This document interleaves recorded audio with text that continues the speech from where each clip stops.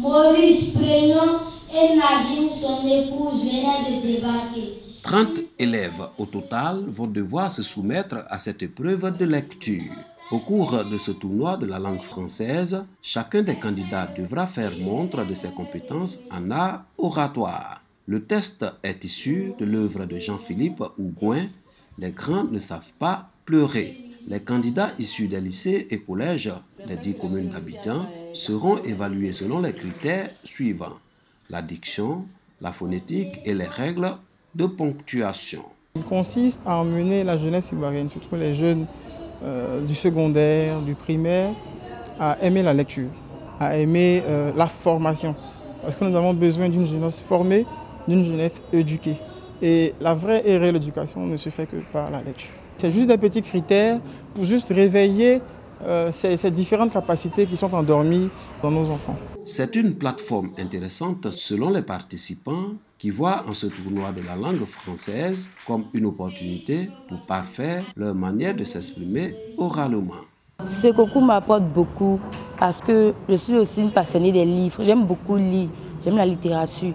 Donc au fur et à mesure que je participe au concours littéraire, j'obtiens beaucoup de livres pour pouvoir améliorer mes connaissances en littérature.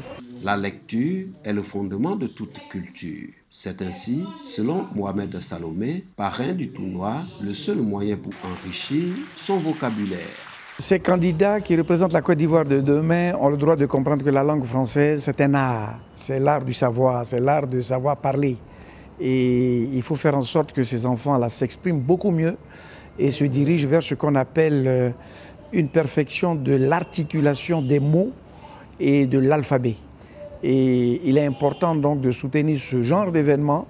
Le tournoi de la langue française est à sa 2e édition en 2018. Les lauréats auront comme récompense divers lots, dont les livres et des cahiers. Le Salon international du livre d'Abidjan, SILA, est la plateforme de promotion de la lecture et de l'écriture par excellence. Cet espace dédié aux passionnés de littérature est un rendez-vous incontournable pour jeunes élèves et étudiants. Ces derniers ne l'ignorent pas. Le livre s'est défini comme un moyen de se cultiver et de développer l'esprit critique. Nous sommes ici pour découvrir des livres et des romans écrits par des auteurs. Quelques histoires peuvent nous faire changer de comportement. J'apprends à écrire. Donc je suis venu visiter, voir comment ça se passe et puis aussi on apprend d'eux. J'accorde plus d'importance à la littérature, à tout ce qui concerne les livres. C'est un vaste champ de connaissances. Affluence aussi du côté des exposants avec 50 stands. Grâce à ce salon, leurs œuvres bénéficieront d'une plus grande visibilité. Rencontrer les élèves et étudiants, échanger avec eux sur des œuvres qu'ils ont déjà lues ou leur en proposer de nouvelles représente pour ces auteurs, écrivains et éditeurs une grande source de motivation. Le SILA nous permet de changer et de partager avec les écrivains. Lorsqu'ils découvrent celui qui a écrit le livre, il y a un engouement beaucoup plus important vers ce livre-là. Parce qu'il connaît la personne qui a écrit et il sait que s'il écrit un jour lui aussi demain, il pourra devenir comme cet écrivain qu'il a vu. C'est pour cela qu'ici, nous permettons aux écrivains de venir dans notre bibliothèque pour échanger avec les élèves et se faire connaître des élèves. Un auteur, quand il écrit un livre, il aimerait bien que son œuvre ait une visibilité sur le plan international. Et ce livre est au programme scolaire du Gabon. Moi, je suis camerounais, mais j'aimerais bien qu'il soit au programme scolaire d'autres pays africains. Et pour moi, c'est un espoir que je fonde aujourd'hui à Abidjan. Outre ces étudiants, la présence des visiteurs d'origines diverses est à noter. Le livre, vecteur des identités culturelles, c'est le thème de l'édition 2018 qui connaît, selon le commissaire du salon, un réel engouement. Avec une forte participation des populations composées des jeunes, de femmes, mais aussi pas mal de pays, frères et amis, à commencer par les États-Unis d'Amérique, qui viennent comme pays invités d'honneur, mais également le Canada, la France, le Cameroun, la Guinée, le Sénégal, le Gabon. Le Salon international du livre d'Abidjan, ouvert le 16 mai au Palais de la Culture d'Abidjan, refermera ses portes le 20 mai.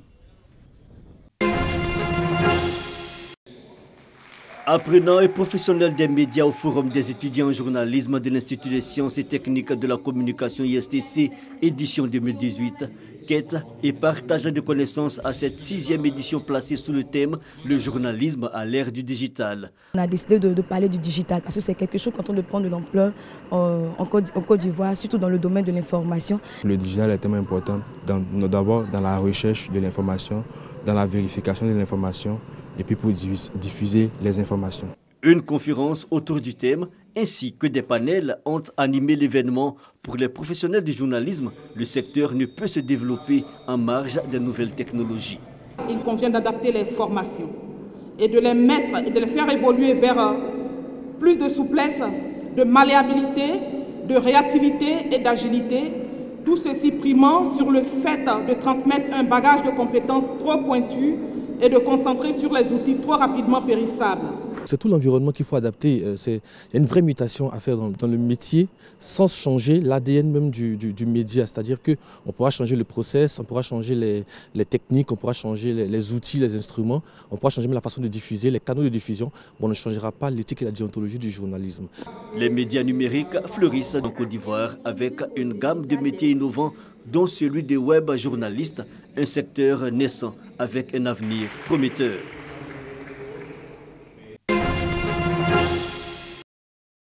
Le second tour de l'élection présidentielle en Guinée-Bissau s'est déroulé le 18 mai 2014. Les opérations de vote qui avaient débuté à cette heure dans plus de 3000 bureaux à travers le pays se sont déroulées normalement, en général dans la capitale et en province, selon la Commission nationale électorale CNE.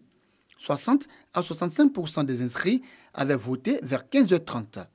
Le premier tour, organisé en même temps que les législatives le 13 avril, avait connu un taux de participation de 89,29%, un record d'après la CNE. Près de 800 000 électeurs sont appelés à choisir entre José Mario Vaz, dit Jomav, 57 ans, du Parti africain pour l'indépendance de la Guinée-Bissau et du Cap-Vert, PAICG, première formation du pays, et Nuno Gomes Nabiam, 51 ans, sans étiquette, mais soutenu par le Parti de la Rénovation sociale PRS, deuxième formation du pays et des chefs de l'armée. Après avoir voté, José Mario Vaz, ex-ministre des Finances, a dénoncé des intimidations incluant des agressions physiques à l'encontre de ses partisans par des gens armés. Dans des communiqués distincts, le PAICG et la Ligue bissau-guinéenne des droits de l'homme, LBGDH, ont parlé de 3 pro-Vaz agressés samedi à Bissau et de 15 dimanches à Bafata, dans l'est du pays. Nuno Nabian, directeur national de l'aviation civile depuis 2012, a nié être le candidat de l'armée en dépit de sa proximité, bien connue avec le haut commandement militaire. L'entourage de Nuno Nabian a par ailleurs dénoncé une tentative de corruption de ses partisans dans la nuit de samedi à dimanche à Bafata. Le scrutin doit permettre de ramener la stabilité en Guinée-Bissau 2 ans après un coup d'État militaire qui, le 12 avril 2012, a renversé le régime du PAICG entre les 2 tours d'une présidentielle. Avant le scrutin, des appels à un vote au calme et au respect du verdict des urnes ont été régulièrement lancés dans le pays comme à l'étranger pour éviter tout dérapage.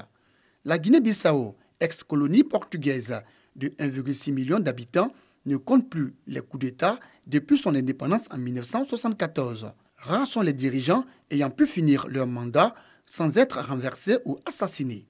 Cette instabilité politique et la pauvreté ont facilité l'implantation de trafiquants de drogue avec la complicité présumée de hauts responsables de l'armée. Le chef d'état-major général de l'armée, le général Antonio Ngia, a dirigé le putsch d'avril 2012. Selon le chef du bureau de l'ONU à Bissau, José Ramos Horta, l'armée a promis d'accepter les résultats du scrutin de dimanche. Fin avril, les 2 candidats avaient déjà pris le même engagement public. Plusieurs organisations nationales et internationales, dont la Communauté économique des États de l'Afrique de l'Ouest, CEDEAO, et l'Union africaine UA, avaient déployé des observateurs pour superviser le scrutin.